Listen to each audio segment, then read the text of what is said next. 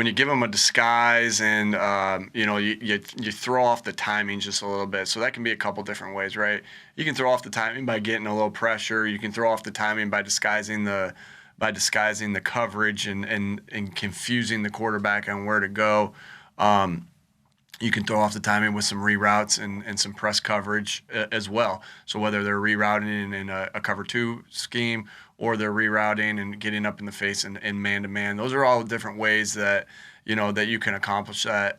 Those different things. Again, different things that we're trying. That's John. That is something that again, that I kind of talk about into the defense. The way I speak to the defense is more so in the sense of, hey, here's what's difficult for me as a coordinator. So that's why I say first and foremost, whatever the issues are on this team, offensively, defensively, special teams wise, it all starts with me and me first. And so, again, because I do have that expertise as an offense to be able to share that information with the defense, and it's my job to be able to get some of those things worked into the equation. Go ahead, Martin, and then Dave Zangaro. Hey, Nick, if I could follow up with that a Hey, little Martin. bit. Javon was saying yesterday that, Justin Herbert was getting the ball out really quickly, which kind of prevented the pass rush from getting home. And I think Fletch said that after the game against the Raiders with Derek Carr. How can you kind of combat that as well? I mean, if the quarterback's releasing the ball really quickly. Yeah, first thing first is we watch the tape. We all have to be on the same page. That starts with us coaching it. That we're hey, if they do this motion, if they line up in this formation, if they're in this bunch, and if they're in this stack, we need to be in this. And so if not, defense is quite unique in the sense that if one guy doesn't do his job or one guy's off on a different page, then the whole thing can look messed up. So, but that's us coaching it first. Coaching it better first to get the guys doing that. So, we had a couple pre-snap and post-snap mental errors that gave them some freebies. But it is, Martin, it is a good spin-off of that question because it is pretty similar to what I just said, right? To get the quarterback to hold it, in this quick game, when it really comes down to that quick game and being the 2 seconds out before the ball, with him having the ball and getting him out in 2 seconds, it's the disruption from the secondary. It's hard, because if they're getting it out in 2 seconds, the pass rush isn't going to get there, right?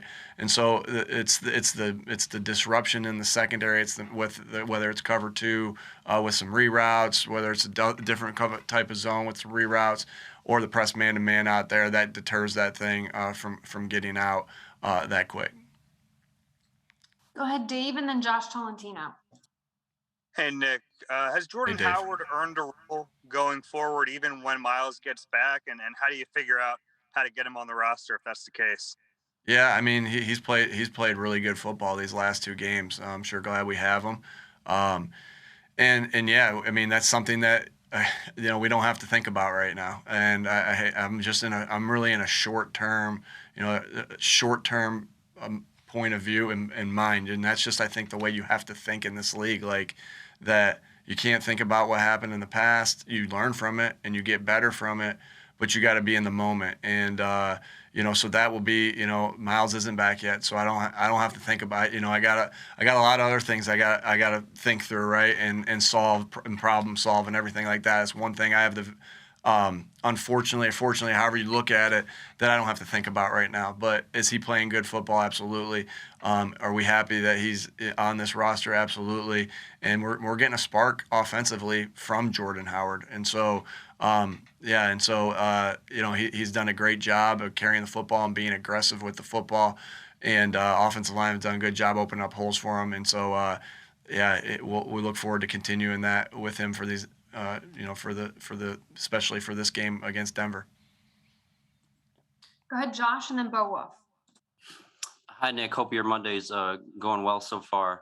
Thanks, Josh. In working with you every day over the past few months, we've learned that you're very committed to your 1% better every day, and winning that specific day.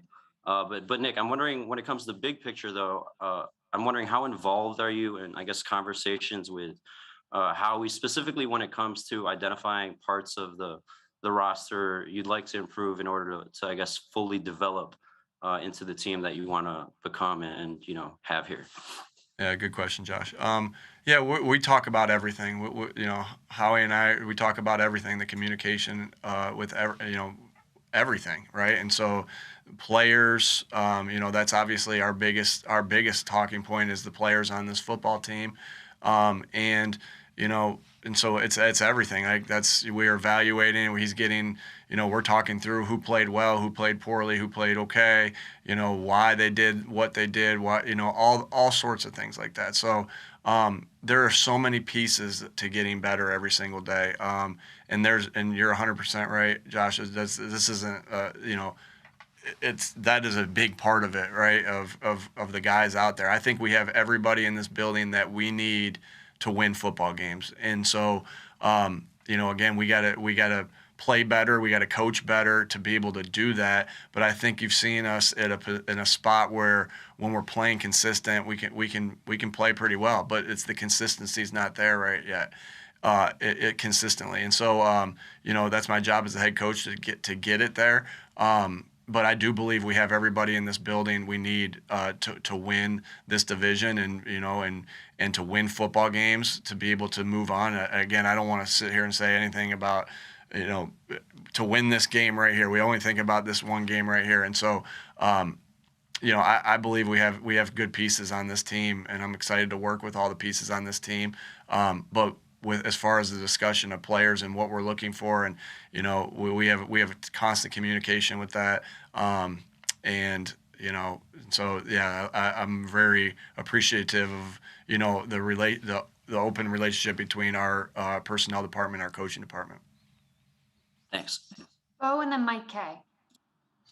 Hey, Nick, I have a couple really quick game management questions from yesterday.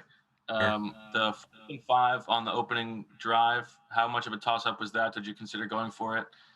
There was the Donald Parham catch along the sideline that looked like it could have been challengeable. Did you think about that? And then did you consider going for 2 when you scored at the end of the game with 6 minutes left? Yeah, all good questions. The 4th and 5, I was thinking if we got that thing to 4th and 3, that I was gonna be pretty aggressive with that 4th and 5, and I was gonna go for it. 4th and 5, we had just had the 3rd and 5 one. That Dallas ran a good route. Jalen got a little pressure, and we missed that. But he did get a little pressure on that right side. And then when you pin a guy, I felt really good. Aaron's really been kicking the ball well and punting the ball well. And so I felt he has a good spin on that football. Like I see it every day in practice that if you put Aaron in a position where we were on the field right there, that he was going to pin it inside the 5. And the ball hit at the 3, and the kickback came, and Zach and Andre did a really good job of getting down there. To us, that's an explosive play. And so you look at explosive plays on offense, you look at explosive plays on defense. But, an explosive play on special teams, there's different formulas to get that. Our explosive play on special teams in the punt game, just so you guys know, if you pin them inside the 5, we count that as explosive play. And if you get a stop on defense when your team's backed up, we think about that as a score. That's Gannon screaming that into the headset of, hey, we stop them on backed up, we get points. And so I felt good about that decision. Did it work out? No, they ended up going down 99 yards or 98 yards or whatever, 97 yards, and we stuffed them on 4th down.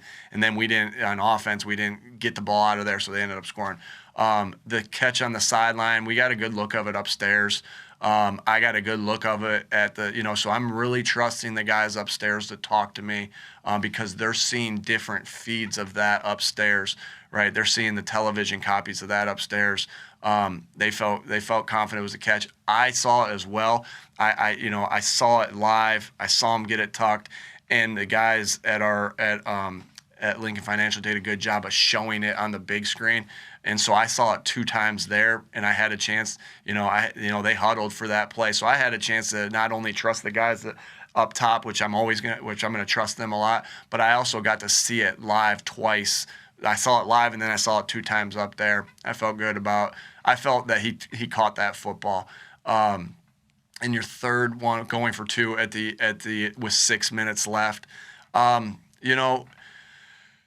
So on that one right there, we always are thinking about that of, hey, if you go tie the game right there, if you tie the football game right there, and do you go for it to extend it? It was a little bit too early for that in my mind. It was 6 minutes left.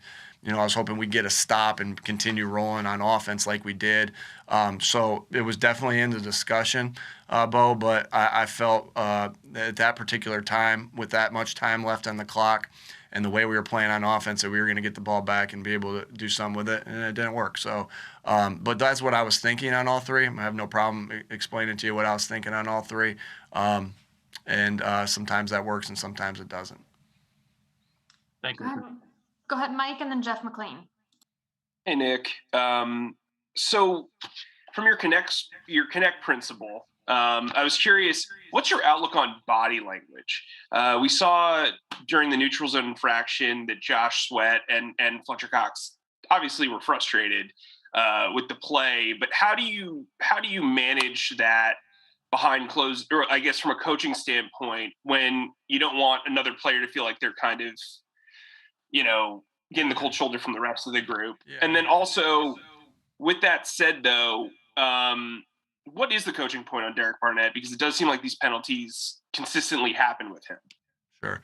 Well, as far as the body language, I think that there are things that happen in the string of a game where our emotions show. Like, listen, I'm an emotional guy, and so I don't want to be judged on things that happen sometimes in the game with my emotions, and because it is an emotional game. So I understand that, and I don't, I think when something like that happens, of course we're like, oh gosh, like I think that's just a natural reaction. But you always want to protect your teammates in every scenario that you're in, whether that's a receiver doing this to a quarterback or a quarterback doing this to a receiver or a defense. That happens. Like I understand that happens in a game.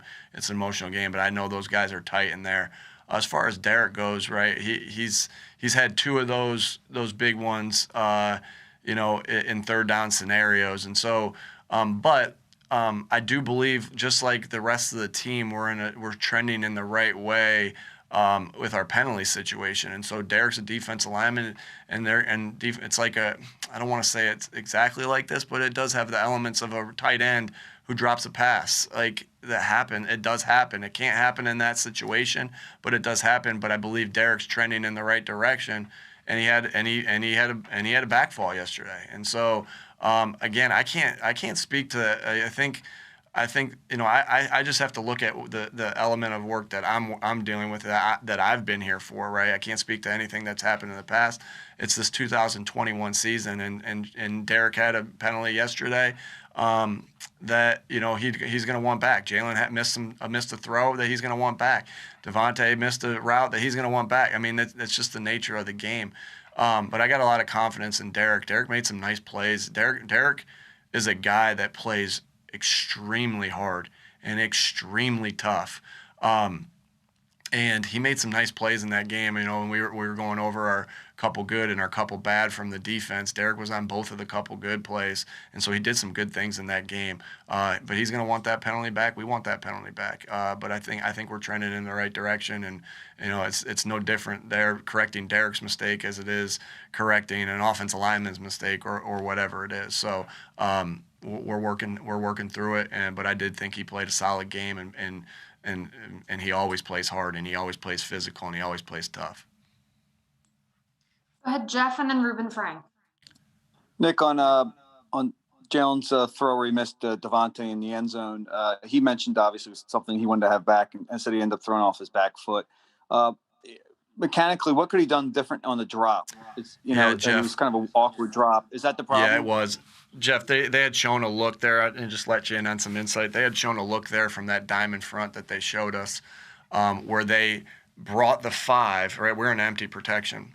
And they had brought the 5, but they've also added on the Mike linebacker, which would be bringing them 6, with us having 5 in protection. So I thought, as we're on the headset and we got that, so what we taught Jalen, right, in that scenario, that, hey, if you get that 6, the defensive end on the outside is going to be the one that's free. You drift away from him and you make the play. And so, myself, Brian, Kevin Patullo, Shane, we're all in there like, oh, hey, here's that blitz. And we still felt good about it. He just had to drift away from it. Well, they didn't bring the fifth guy. They didn't bring that extra linebacker, so we ended up being protected. So the coaching point is, hey, you were on the right point where you started that drift drop, because – you got to trust what your preparation was all week. Hey, they showed this look. This is what they did off the look. I got to trust this preparation, just like us as coaches have to trust the preparation that we do as well.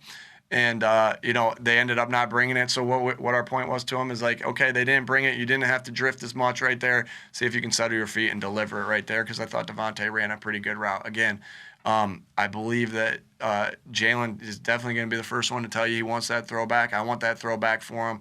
But there were some things he did in that game last night that I said it yesterday, and I stand by what I said, like that other players in this league can't make. So I thought he played a good, solid game.